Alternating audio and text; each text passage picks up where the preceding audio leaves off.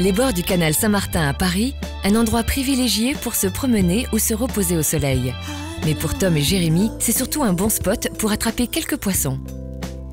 Ça change de l'image qu'on a du pêcheur qui pêche dans la campagne et tout. Donc là, nous, on pêche au milieu de la ville, donc au milieu du bruit, des gens. Ici, en plus, quand il fait beau, il y a plein de monde. Pêcher en pleine ville, on appelle cela le street fishing.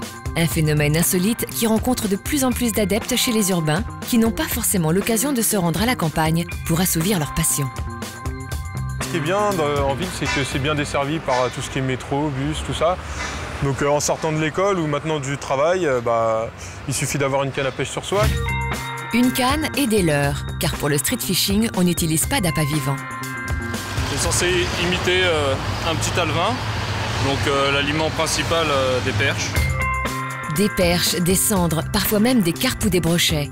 En ville, contrairement aux idées reçues, et malgré la pollution, les plans d'eau sont très poissonneux. Ça, j'en ai une. Voilà, donc une petite perche du canal Saint-Martin, donc qui a mordu sur mon leurre. Donc on va essayer de la décrocher rapidement et de la remettre le plus rapidement à l'eau. Car la pêche de rue est à l'image de son temps. Elle se veut écologique. Par conséquent, tous les poissons sont rejetés à l'eau. Mais le street fishing peut également se pratiquer en compétition. Ce jour-là, une centaine de passionnés ont répondu présents sur les bords de Seine. Allez, c'est parti! Par groupe de 2, ils vont ainsi arpenter les berges de Paris toute la journée à la recherche des meilleurs coins. Car en street fishing, on n'est pas statique. Il faut faire des kilomètres pendant une journée pour trouver un endroit qui va bien, un endroit qui est poissonneux, un endroit où les poissons sont actifs. C'est vraiment une recherche, c'est vraiment une quête, quoi. On bouge beaucoup, on est tout le temps actif, donc c'est bien. Ce côté plus sportif et plus ludique de la pêche a donc rajeuni une discipline qui avait une image surannée.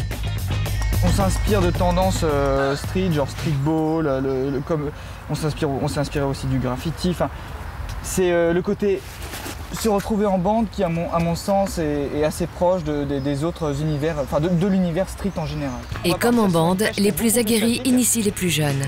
D'accord? Donc tu lances, tu attends que ça arrive au fond, et puis là tu animes doucement. Tu vois, sans mouliner, juste en faisant des tout petits gestes de canne. Une journée de pêche axée essentiellement sur le plaisir de la touche. Mais pour le concours, ne pas oublier de prendre en photo ses plus belles prises. Et certaines peuvent être impressionnantes.